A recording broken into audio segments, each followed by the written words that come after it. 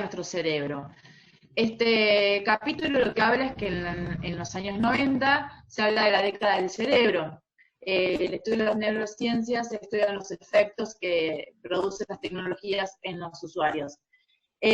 Carr habla de la neuroplasticidad, es una manera en que los usuarios coevolucionan con las herramientas que utilizamos. Y después hay otros autores, como Marianne Wolf o Wong, que hablan de que la visión y el habla son algo que están naturalmente y que se adquieren genéticamente. En cambio, la lectura no lo es así. Ong dice que las tecnologías artificiales también son naturales en los seres humanos, pero ¿por qué? Por un proceso de interiorización. Este proceso es una adquisición del usuario con nuevas capacidades para leer y para hablar. También hace alusión a Sócrates, que estaba en contra, diríamos, de la lectura, porque decía que destruía la memoria, que no producía respuestas, que las palabras no tenían cómo defenderse. En cambio, Liceo Verón habla de la escritura como un soporte autónomo, y que dentro de la historia de la comunicación lingüística, y que esto se da gracias a espacios. Estos espacios son desde el texto escrito hasta la pantalla. Esto como es que cara a cara hay un soporte material que es el que intermedia entre el usuario y el soporte, y el texto, o la pantalla. La innovación tecnológica es lo que trae aparejada es una nueva forma de lectura, pero lo que se cuestiona es el acceso al conocimiento. ¿Cómo se accede al conocimiento? Marianne Wolf dice que Sócrates no le temía a la lectura, sino a la comprensión superficial del conocimiento.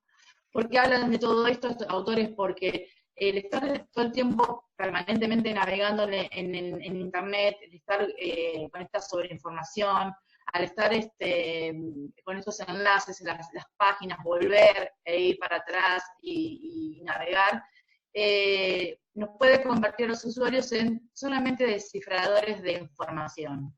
Y lo que dice también es que, y a lo que temen, es que se pierden estas capacidades, estas nuevas capacidades en detrimento de otras. Que entonces lo que haría es que hay una nueva lectura, se perdería la lectura profunda, esa lectura que nosotros hacíamos a través de libros durante horas y horas y horas, y que nos llevaba a una cuestión de atención y de concentración, y se adquiriría una lectura más superficial. Entonces, lo que hablan es que esta lectura en internet se la dice como una mentalidad malabarista, esta multitarea mental.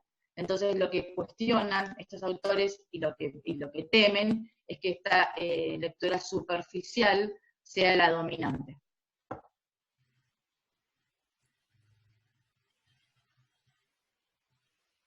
Bien, dentro de lo que dijo Mariana, entran las tecnologías y el metamedium, es decir, los autores nos dicen que en esta innovación tecnológica va a haber que hacer foco en 3 tópicos o en 3 temas que son la Internet y las pantallas, las interfaces y las inteligencias.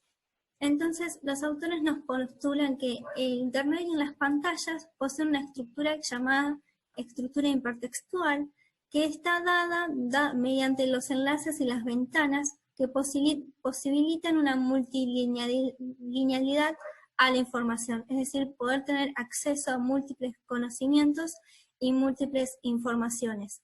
Y que eso, como decía Mariana, va a requerir otras habilidades distintas en los usuarios a lo que requiere el libro. Y acá entra el autor Carr, que Carr nos va a decir que estos nuevos dispositivos, estas nuevas tecnologías, van a generar en los usuarios una inteligencia visual y espacial que va a tener efectos negativos en la mente porque va a ser distinto al conocimiento que se va a dar mediante la lectura profunda, es decir, el conocimiento que yo voy a adquirir no va a ser tan profundo como leyendo un libro. Y acá entran en juego las interfaces que se dan a la hora de leer. Entonces, los autores nos plantean que hay 2 tipos de interfaces, las interfaces especializadas y la interfaz metamedium. La interfaz especializada es la que se genera en el libro, porque yo tengo un conocimiento más profundo, se hacen procesos cerebrales más importantes que cuando uno está frente a una pantalla, requiere de retener esa información, ese conocimiento, poder interpretar al autor y demás. En cambio, la interfaz MetaMedium va a ser ese tipo de interfaz que se genere en el medio, que me va a permitir hacer múltiples funciones, no solamente la lectura, sino que yo voy a poder estar haciendo varias cosas en un mismo tiempo y en un mismo dispositivo, en donde, por ejemplo, la computadora, en donde ese dispositivo va a tener cargado un montón de contenidos en su interior. Y esto va a generar que las condiciones de lectura mediante Internet y las pantallas sean más explícitas quizás que las condiciones de lectura profunda mediante un libro. Yo cuando leo estoy haciendo procesos cognitivos que no se explicitan porque son a nivel cerebral. En cambio, a nivel computadora, al haber una disposición tan grande de textos y de vínculos y enlaces que se me presenta una sobreoferta de estos vínculos, voy a hacer una carga cognitiva, pero esta carga cognitiva no va a ser igual que la de la lectura mediante un libro. Es decir, va a haber una carga cognitiva porque se va a requerir que aquel usuario que está leyendo mediante este MetaMedium, mediante esta computadora, tenga que saber dónde navegar, qué información quiere buscar, qué enlace hacer clic, cómo manejar esa computadora, y a su vez va a tener una sobreoferta, como decía hoy, de otros vínculos en esa misma pantalla. Entonces no se va a generar la lectura profunda, sino que el lector va a estar abordado por múltiples efectos visuales a los cuales va a tener que prestar atención. Entonces, a medida que vayan aumentando todos esos vínculos, toda esa sobreoferta de tecnología, de enlaces que le presenta el MetaMedium, va a disminuir su capacidad de comprender y de retener la información. No va a tener un conocimiento significativo, un conocimiento más específico, como aporta la lectura de un libro, que hay que saber interpretar aquello ese estímulo que se me está planteando a través del libro.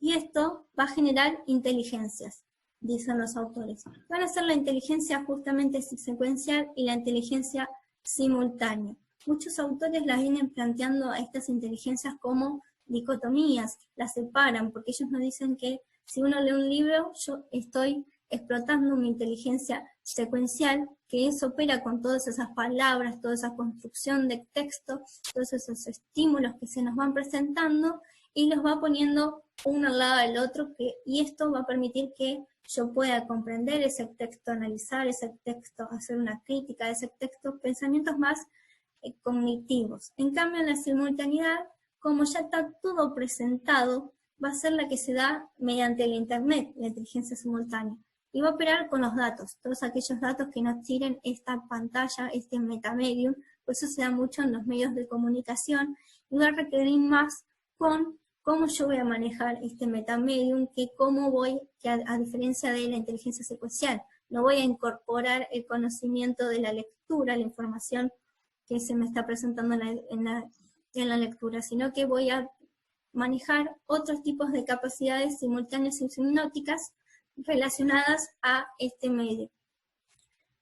Ahora estos autores nos dicen que la inteligencia secuencial y la inteligencia simultánea no deben de ser separadas, porque en realidad hay una retroalimentación, es decir, rompen o tratan de romper con esta dicotomía. Ellos nos plantean que a través de estas dos inteligencias se puede hacer una lectura cognitiva. Yo puedo estar leyendo en Internet, pero siendo consciente de aquello que quiero leer y que estoy leyendo, es decir, apelar a la inteligencia secuencial. Y así no se apelar a la inteligencia secuencial para comprender, también lo estoy utilizando, porque aprender a buscar y aprender a leer todos esos datos que se nos presentan requieren de haber tenido antes un conocimiento dado por su antecesor, por su libro.